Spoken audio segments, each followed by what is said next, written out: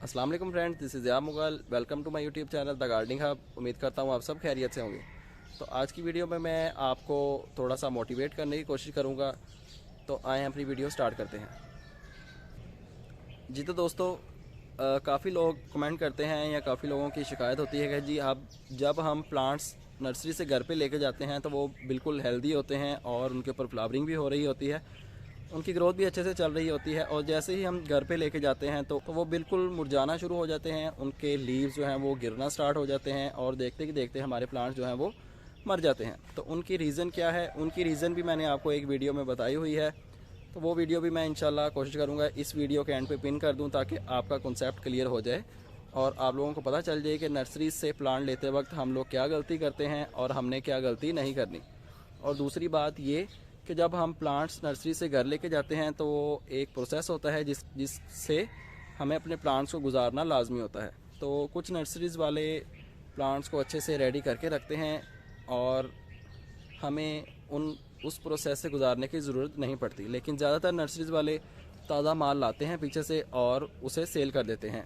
और हमारे जैसे लोग ताज़ा माल, ताज़े प्लांट्स ख़रीद के घर पे ले आते हैं और बाद में ये शिकायत करते हैं कि जी हमारे प्लांट्स तो ख़राब हो गए, और उनका दिल टूट जाता है और गार्डनिंग से उनका दिल उठ जाता है और उनका हॉबी जो है वो अच्छा भला चल रहा होता है और वो ख़राब हो जाता है। तो ऐसा बिल्कुल नहीं होगा इंशाल्लाह। आप हमारे साथ बने रहिए, हम आपको टिप्स एंड ट्रिक्स शेयर करते रहेंगे।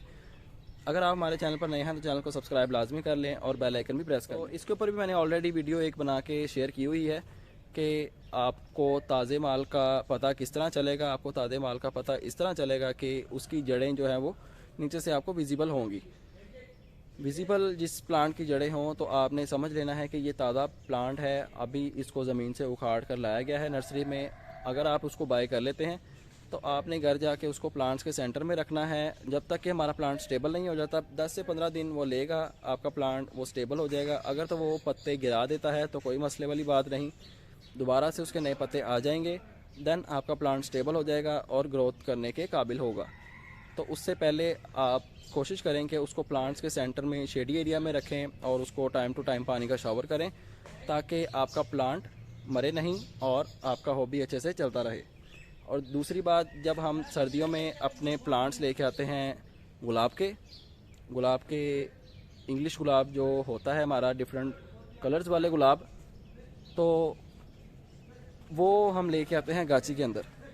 गाची किसे कहते हैं? गाची रूट बाउल को उन्होंने एक मटेरियल के अंदर रोल करके उसको बांधा होता है रस्सी के साथ, उसे हम कहते हैं गाची।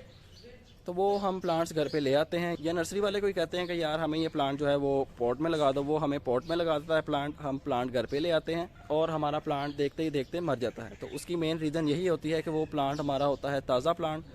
उसे हम अगर 10 से 15 दिन शेडी एरिया के अंदर रखेंगे, गाची के अंदर ही, पॉट के अंदर अभी आपने नहीं लगाना। जब तक कि आपका प्लांट स्टेबल नहीं हो जाता, उसके न्यू रूट्स डेवलप नहीं हो जाते हैं, आपने उसको पॉट के अंदर नहीं लगाना। जब आपका प्लांट स्टेबल हो जाए, आप उसको पॉट के अंदर लगाएंगे तो वो उसके पत्ते भी नहीं गिरेंगे और उसके जो फूल लगे हुए हैं वो भी नहीं गिरेंगे, मज़ीद उसकी ग्रोथ बढ़ेगी और उसके ऊपर फ्लावरिंग भी होगी। तो अब कुछ और बात करते हैं।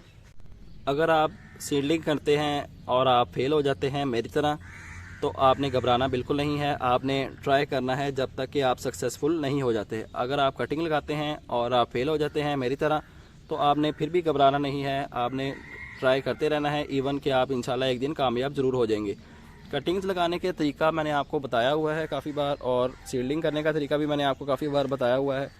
तो आप वीडियो देखें और बार बार कोशिश करते रहें, एक बार नहीं, दो बार नहीं, तो इंशाल्लाह एक ना एक बार आप सक्सेसफुल लाजमी हो जाएंगे। अब मैं कोशिश किया करूँगा कि इंशाल्लाह आपको न्यू से न्यू प्लांट्स दिखाता जाऊँ ताकि आप लोगों के अंदर गार्डनिंग का शौक़ पैदा होता रहे, और उनकी केयर के बारे में भी बात करेंगे और उनकी प्रोपागेशन के बारे में बात करेंगे। ये रेगुलर जितने भी प्लांट्स हैं इनके ऊपर मेरी ऑलरेडी वीडियो मौजूद है, आप चैनल को विज़िट करें। अगर आप चैनल पर नए हैं तो चैनल को सब्सक्राइब लाजमी कर लें। अब आगे सर्दी का सीज़न आ रहा है और सर्दी के सीज़न में कुछ सब्जियां उगाई जाएंगी और कुछ फूल वाले प्लांट्स उगाए जाएंगे, और सबसे मेन जो सर्दियों का सीज़न में प्लांट आता है और जो बहुत ज़्यादा सेल भी होता है वो है हमारा गुलाब का पौधा, इंग्लिश गुलाब का। वो भी इंशाल्लाह लेके आएंगे और उसकी केयर के बारे में भी फर्दर डिटेल से बात करेंगे। तो गार्डनिंग एक्चुअली में बहुत इजी है। हमने इसको खुद डिफ़िकल्ट बनाया हुआ है। लोग कहते हैं जी अगर आपके घर पे ग्रीन हाउस है तो ही आपके प्लांट्स अच्छे से ग्रो करेंगे, नहीं तो आपके प्लांट्स मर जाएंगे। तो ये देखें ऊपर कोई आपको ग्रीन हाउस नज़र आ रहा है।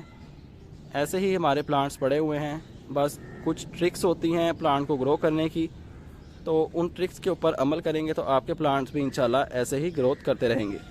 तो मैं आपको एग प्लांट दिखाता हूँ। तो ये एग प्लांट आप देख सकते हैं माशाल्लाह कितना हेल्दी इसके ऊपर फ्रूट लगा हुआ है, और प्लांट की हेल्थ भी आप देख सकते हैं कितनी अच्छी है।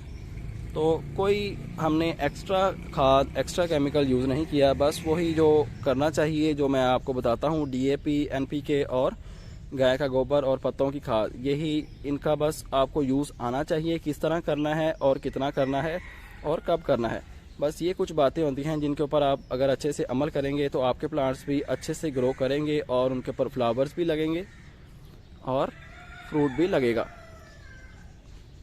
आपने पानी ज़्यादा नहीं देना, आपने पानी बहुत कम नहीं देना, और आपने ज़्यादा खाद नहीं देनी और आपने बहुत कम भी खाद नहीं देनी। बस एक बैलेंस अपना डाइट बना लें प्लांट्स के लिए, ताकि आपके प्लांट्स भी अच्छे से खुशी से ग्रो करते रहें और आपको फ्लावर्स भी देते रहें और फ्रूट्स भी देते रहें।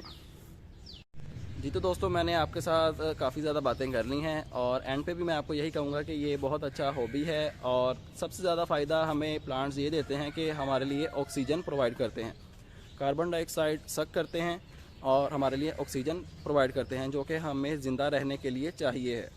अगर हम ज़्यादा से ज़्यादा प्लांट्स लगाएंगे तो ज़ाहिर सी बात है माहौल हमारा जो इतना आलूदा हो चुका है वो भी साफ़ हो जाएगा और हवा भी हमारी साफ़ हो जाएगी। तो आप भी कोशिश किया करें कि ज़्यादा से ज़्यादा प्लांट्स लगाएं, हाउस प्लांट नहीं, आप दरख्त भी लगाएं, जगह जगह पे दरख्त लगाएं, ताकि हवा को साफ़ किया जा सके और कार्बन डाइऑक्साइड की क्वांटिटी जो काफ़ी ज़्यादा हो चुकी है हमारी एयर में, उसको रिड्यूस किया जाए और दरख्तों से ऑक्सीजन हासिल की जाए। और गार्डनिंग हमेशा प्रमोट किया करें, अपने फ्रेंड्स को कटिंग्स दिया करें, लगा कर सीड्स लगा कर दिया करें, ताकि उनके अंदर भी शौक़ पैदा हो और वो भी गार्डनिंग को अपना हॉबी बनाएं। जितने ज़्यादा लोग गार्डनिंग का हॉबी बनाएंगे तो उतना ही हमारा माहौल साफ़ होगा, क्योंकि जितने प्लांट्स लगेंगे उतनी हमारी एयर जो है वो साफ़ हो जाएगी। तो उम्मीद करता हूँ आपको वीडियो पसंद आई होगी। अगर आप हमारे चैनल पर नए हैं तो चैनल को सब्सक्राइब लाजमी कर लें और बेल आइकन भी प्रेस कर लें। अगर आपको किसी प्लांट के बारे में पता नहीं चलता या उसके नेम के बारे में, उसकी केयर के बारे में, तो आप वीडियो के नीचे कमेंट कर सकते हैं। हम इंशाल्लाह सेपरेट वीडियोस बना के, एक क्लिप बना के, मैं चाहे शॉर्ट हो चाहे लॉन्ग हो, आपका कॉन्सेप्ट, आपका टॉपिक क्लियर कर दिया जाएगा। तो आपसे मुलाकात होगी इंशाल्लाह नेक्स्ट वीडियो में किसी नए टॉपिक के साथ। अपना ख्याल रखिएगा, तब तक के लिए अल्लाह हाफिज़। और एंड पे मैं आपको यही कहूँगा कि आपने घबराना बिल्कुल नहीं है। जिस चीज़ के बारे में नहीं पता चलता आप वीडियो के नीचे कमेंट करें, मैं इंशाल्लाह उसके ऊपर सेपरेट वीडियो बना के आपके साथ शेयर कर दूँगा।